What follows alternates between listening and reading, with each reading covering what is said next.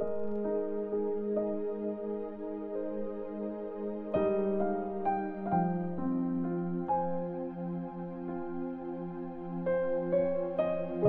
chapter 21. Pumunta si Paul sa Jerusalem. After namin magpaalam sa kanila, bumiyahe na kami sakay ng barko papuntang Kos. Nung sumunod na araw, nakarating kami sa Rhodes at galing dun, tumuloy kami sa Patara. Nung makakita kami dun ng barko papuntang Phoenicia, sumakay na kami at bumiyahe ulit. Nakarating kami sa lugar kung saan nakikita namin ang Cyprus. Tapos, bumiyahe kami papuntang south, sa Syria. Tumigil kami sa Tyre para ibaba yung mga karga ng barko. Hinanap namin ang mga disciples doon. Tapos, 1 week kami nag-stay sa kanila. Sa tulong ng Espiritu, sinabihan nila si Paul na huwag nang tumuloy sa Jerusalem. Pero nung kailangan na naming umalis, nagpaalam na kami at nagpatuloy sa biyahe. Hinatid nila kami sa tabing dagat kasama ang mga asawa at anak nila. Lumuhod kami doon at nagpray. Tapos, nagpaalam kami sa isa't isa at sumakay na kami sa barko at umuwi naman sila sa mga bahay nila. Nagpatuloy ang biyahe namin mula Tyre papuntang Ptolemais. Binati namin ang mga disciples doon at nagstay kami sa kanila ng 1 araw. Nung sumunod na araw, umalis kami at nakarating sa Caesarea. Pagdating namin doon, nagstay kami sa bahay ni Philip, ang evangelist. Isa siya sa 7 pinili para tulungan ang mga apostles sa Jerusalem. 4 ang anak niyang babae at mga walang asawa. Pinoproclaim nila ang mensahe ng Diyos. Ilang araw na rin kaming nandun nang dumating ang isang prophet galing sa Judea, si Agabus. Pinuntahan niya kami, tapos kinuha niya yung belt ni Paul at tinali niya ang sarili niya mga paa at kamay. Sabi niya, ito ang sinasabi ng Holy Spirit. Ganito itatali ng mga Jews sa Jerusalem ang may-ari ng belt na to. Pagkatapos, ipibigay siya sa mga Gentiles. Nang marinig namin to, nakiusap kami at ang iba pang nandun na huwag nang tumuloy si Paul sa Jerusalem. Pero sumagot siya, anong ginagawa niyo? Bakit kayo umiiyak? Sinasaktan niyo ang kalooban ko. Nakaredy ako, hindi lang para makulong sa Jerusalem, kundi kahit mamatay pa para sa Panginoong Jesus. Hindi namin siya mapilit kaya hinayaan na rin namin siya. Mangyari sana ang kalooban ng Panginoon, sabi namin. Pagkatapos namin mag-stay doon ng ilang araw pa, nag-ready na kami para pumunta sa Jerusalem. Sinamahan kami ng ilang disciples doon na taga Caesarea, papunta sa bahay ni Menaison, na taga Cyprus. Doon kami mag-i-stay sa bahay niya. Isa siya sa mga unang naging disciple. Binisita ni Paul si James. Pagdating namin sa Jerusalem, mainit kaming tinanggap ng mga disciples. Kinabukasan, sumama sa amin si Paul para makita si James. Nandun din ang lahat ng mga leaders ng church. Binati sila ni Paul.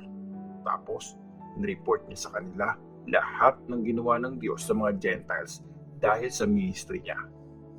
Pagkatapos nilang marinig si Paul, pinuri nila ang Diyos.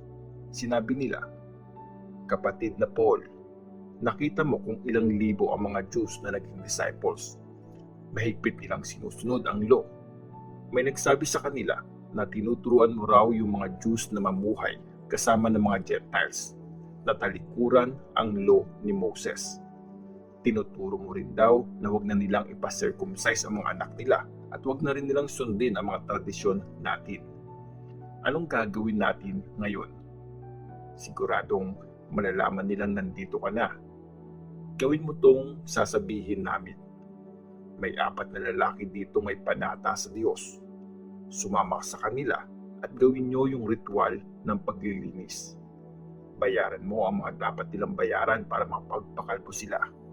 Dahil dito, malalaman ng lahat na hindi totoo ang mga narinig nilang balita tungkol sa iyo at ikaw mismo ay sumusunod sa law ni Moses. Tungkol naman sa mga Gentiles na naging disciples, nagpadala na kami ng letter para sabihin sa kanila na umiwas sa mga pagkain na inoffer sa Diyos-Diyosan.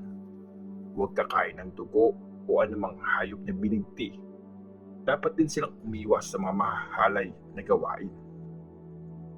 So, sinama ni Paul ang mga lalaki at nung sumunod na araw, ginawa nila yung ritual ng paglilinis. Tapos, pumasok si Paul sa temple at sinabi niya in public kung kailan makukumpleto ang mga araw ng paglilinis at kailan makakapag-offer ng sacrifice para sa bawat isa sa kanila. Inaresto si Paul. Pero bago pa makumpleto ang 7 days na tinakda para sa ritual, may mga dumating na Jews galing sa Asia. Nakita nila si Paul sa temple. Gumawa sila ng gulo. Tapos, sinunggaban nila si Paul.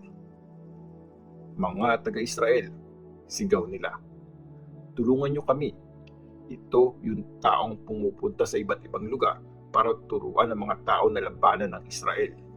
Baliwalain ang law ni Moses at ang temple na to. Nagsama pa siya ngayon ng mga Gentiles sa loob ng temple para bastusin ang banal na lugar na to. Nakita kasi ng mga Jews na kasama ni Paul sa city, si Trophimus na taga-Ephesus. Inakala nilang sinama siya ni Paul sa loob ng temple. Nagkagulo ang buong city.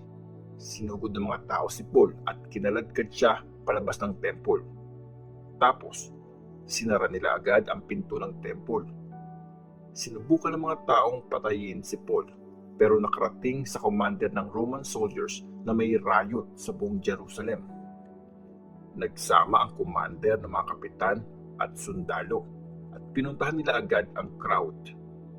Nang makita ng mga tao ang commander at ang mga sundalo, tinigil nila ang panggugulpi kay Paul. Pinuntahan ng commander si Paul, inaresto siya at inutos na ikadena. Nagtanong ang commander, sino ang taong to at anong ginawa niya? Iba-iba ang sigaw ng mga tao sa crowd. Naguluhan lalo ang commander kasi hindi niya malaman kung alin ang totoo. Kaya inutos niyang dalhin na lang si Paul sa kampo ng mga sundalo. Naisama nila si Paul hanggang sa hagdanan lang kasi sobrang gulo ng mga tao. Kaya binuhat si Paul ng mga sundalo. Sinundan pa rin sila ng maraming tao. Patayin siya, sigaw nila. Pinagtanggol ni Paul ang sarili. Nung ipapasok na si Paul sa kampo, kinausap niya ang commander. Pwede ba kitang makausap? Tanong niya. Marunong ka pala magsalita ng Greek, sabi ng commander. So, hindi pala ikaw yung lalaking taga-Egypt na nagsimula ng revolusyon noon at nag-lead sa 4,000 na mga terorista sa desert. Sumagot si Paul. Jew ako na taga-Tarsus. Kilalang city yon sa Cilicia. Please, hayaan mong kausapin ko ang mga tao. Pumayag ang commander sa request niya. Tumayo si Paul sa hagdan at sumenya sa mga tao para tumahimik. Nang tumahimik sila, kinausap niya sila sa Hebrew.